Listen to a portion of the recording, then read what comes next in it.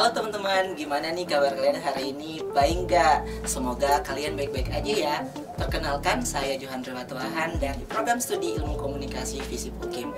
Kali ini saya sudah ada pada ruang podcast Imajinasi. Nah, di episode pertama kali ini kita akan membahas terkait dengan perbandingan platform media sosial. Tapi tak hanya saya sendiri, di sini saya akan memperkenalkan narasumber saya. Sebelum kita mulai, terlebih dahulu kakak boleh tidak perkenalkan namanya kepada teman-teman? Oke, halo teman-teman, perkenalkan nama saya Demian Harul Pelapuri, biasa dipanggil Demian. Oh, Demian. Jadi itu Demiannya atau panggil Ian atau di mana sih kakak? Biasanya sih kalau di TikTok panggilnya Bapak Alo. Oh, Bapak Alo. Iya. Oke. Kalau biasa teman-teman biasanya panggil Demian atau Harold, nah seperti itu. Oh, kalau orang dekat biasa Demian. Iya, betul sekali. Kalau orang di luar jauh berarti panggil Bapak Alo. Ya betul, karena tahunya dari TikTok. Betul sekali. Oke. Kira-kira keseharian kakak itu apa aja? Aktivitas kakak sehari-hari itu apa aja kakak? Oke, kalau untuk kesehariannya sih kerja sambil buat konten di TikTok juga. Jadi kerja sambil buat konten di Iya. TikTok. Kira-kira kalau misalnya buat konten di TikTok itu susah tidak kakak? Kalau buat konten tanyanya susah atau tidak susah sih tergantung dari pribadi ke personal. Kenapa? Ada jawabannya tuh kenapa bisa susah dan tidak susah, karena tergantung mood. Karena buat konten itu juga tergantung mood, suasananya, hatinya kayak gimana. Terus kesempatan waktunya juga kayak gitu. Jadi agak susah-susah gampang. Dan kalau misalnya tanya FYP atau tidak ya tergantung. Tergantung Iya. dari cara Konten, jenis kontennya, isi kontennya tuh apa begitu, bahasnya apa begitu. Oke nih, jadi kan ada banyak sekali nih media-media sosial yang kakak pakai nih. Kira-kira kakak pakai media sosial apa aja gitu? Kalau untuk media sosial sih awal pakainya tuh kan Facebook.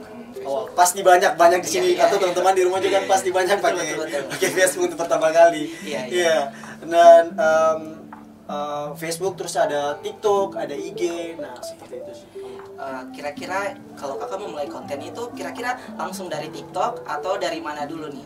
Kan ada banyak tuh. Oke. Jadi kalau misalnya mulai konten nih kan tahunya dari TikTok. Untuk kayak kebiasaan gaya hidup, kemudian apa sih kegiatan hari ini, mau dilakukannya apa begitu.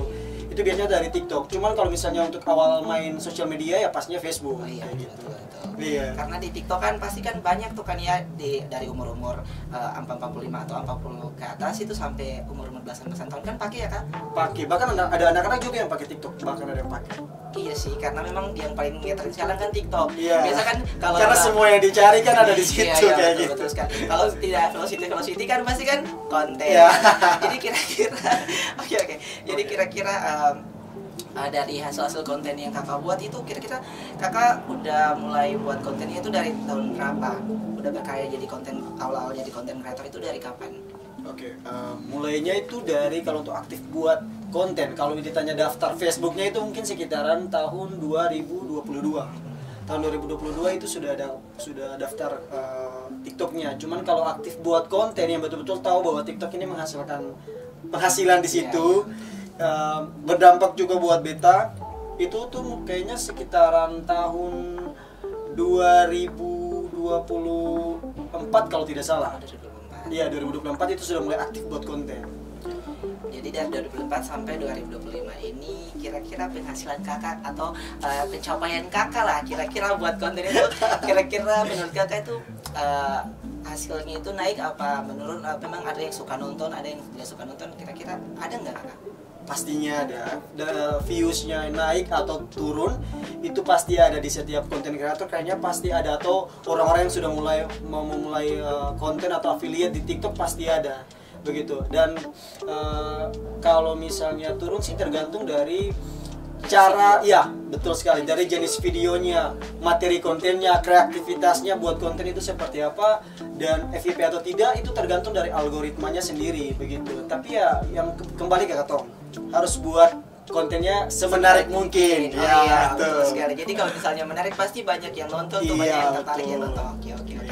Jadi kira-kira nih kenapa kakak sampai bisa tertarik? Kan ada Facebook atau ada Instagram atau ada apa media sosial yang lainnya, kenapa kakak bisa tertarik dengan TikTok?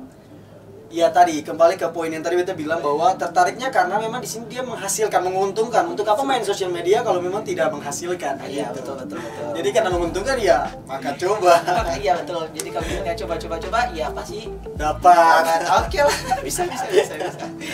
Oke kakak, kira-kira dampak positifnya dari kakak bermain media sosialnya itu apa ya kakak? Dampak positifnya ya.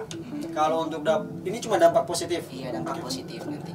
Untuk dampak positifnya adalah banyak yang kenal, satu, banyak yang kenal. Kemudian yang kedua, semakin tahu informasi yang memang mungkin belum tahu, ya, jadi tahu begitu. Dari gaya hidup, dari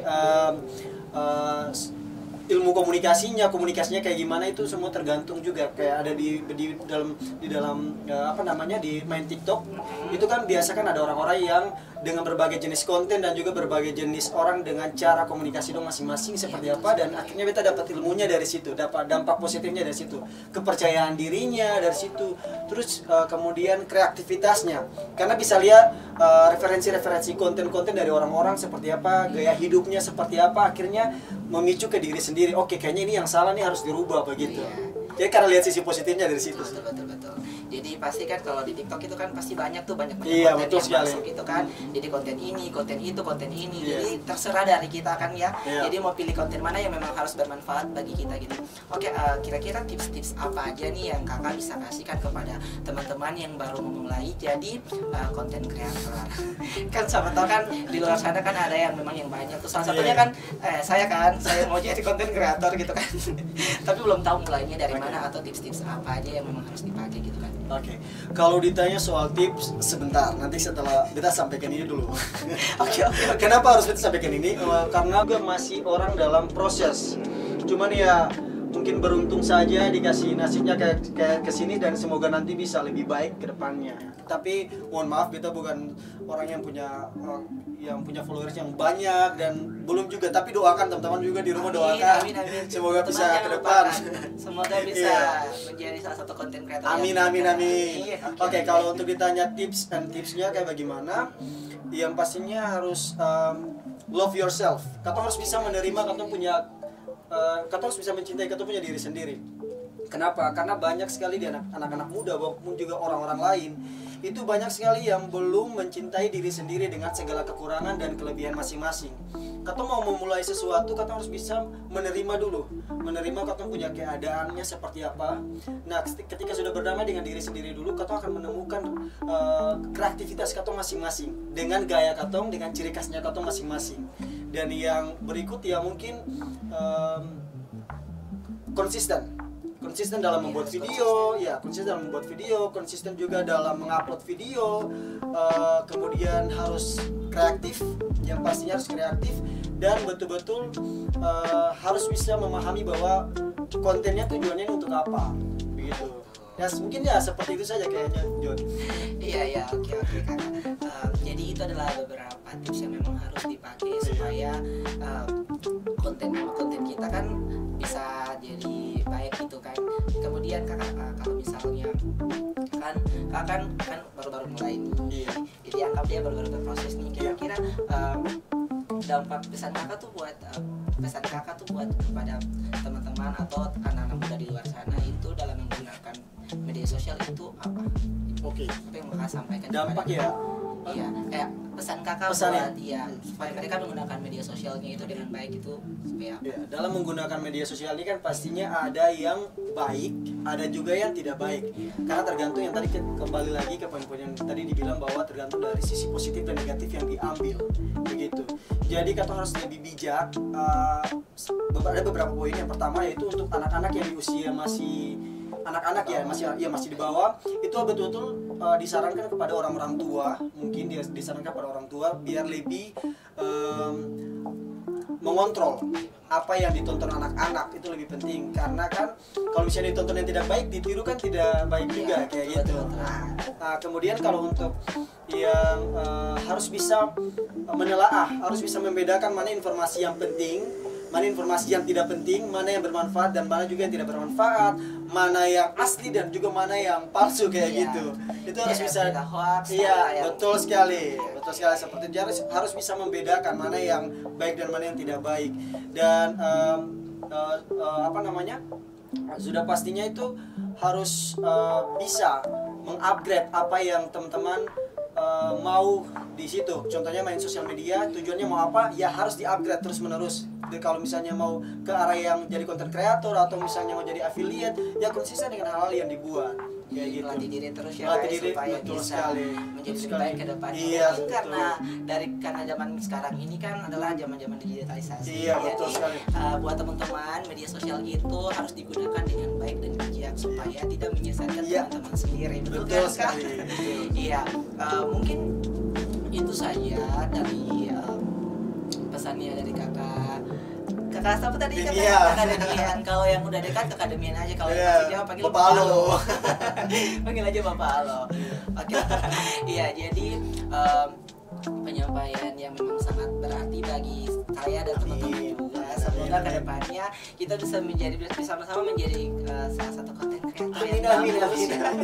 Jadi semoga karena kakak adalah salah satu pemula dan memang sudah bisa berproses dengan baik dan memang sudah dapat job desk yang bagus ya. Lumayan. Lumayan. Jadi kakak Demian bisa juga endorse. Jadi kalau misalnya teman-teman mau endorse barang langsung aja barang-barang di sini. Oke. Jadi terima kasih buat kakak karena kakak telah menyampaikan pesan-pesan yang menarik dan berharga bagi kami dan teman-teman yang ada di sini. Semoga pesan-pesan itu bisa menjadi pedoman supaya bisa menjadi salah satu pacuan supaya kita bisa menjadi salah satu anak-anak muda yang memang bisa digitalisasi ini dengan baik. Oke, mungkin itu dari kami. Sekian. Jangan lupa follow akunnya kakak Bapak Alo. Nanti di sini ya guys ya. Nanti siapa tahu bisa di endorse atau amin.